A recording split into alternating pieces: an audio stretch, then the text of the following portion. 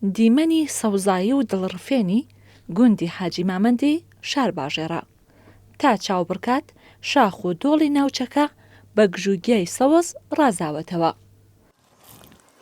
زۆری بارانبارین وای کردووە کە ئەمساڵ جیاواز لە ساڵەکانی ڕابردوو ڕێژەی گژوگیا زۆرتر بێت و ماوەیەکی زیاتریش ناوچەکان بە سەوزێتی بمێنێتەوە و دیمەنێکی ناوازەتر بە چاوەکان ببەخشێت. ئاژەڵدارانی گوندی حاجی مامەند و دەوروبەریشی دوای پشوویەکی کورت و خواردنەوەی چایەک لە سروشتەکەیدا ڕوو لەو شوێنانە دەکەن و دەست دەکەن با بڕینەوەی گژوگیاکان تاوەکو لە زستاندا وەک ئالیک و خۆراک بیدەنا ئاژەڵەکانیان.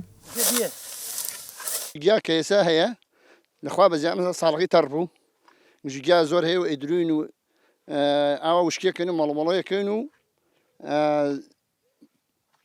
تقریبا مانگتر وشگە بێ ئەنجین لە هەباشە کە ئەمان لە هەباشە کۆیەکەینەوە بۆ زستان بۆ ئاژەڵەکانمان ئەیکەنە شریفەوە ئەیبێنەوە ماڵەوە زستانیش ڕۆژانە ئین بە ئاژەڵەکان.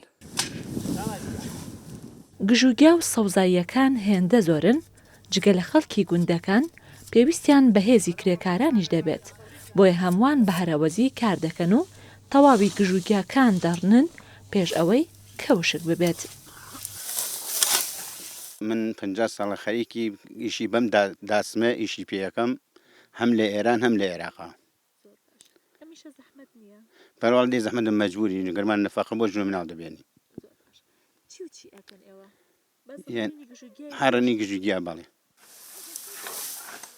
ئاژەڵداران دڵخۆشن بەو ڕێژە زۆرەی گیاکان لەبەر ئەوەی ئەمساڵ خۆراکێکی زۆر بۆ زستان بۆ ئاژەڵەکانیان پاشەکەوت دەکەن بێ بەرامبەر وەک ساڵانی ڕابردوو لە بەرامبەر بڕێک پارەدا خۆراکیان بۆ ناکڕن.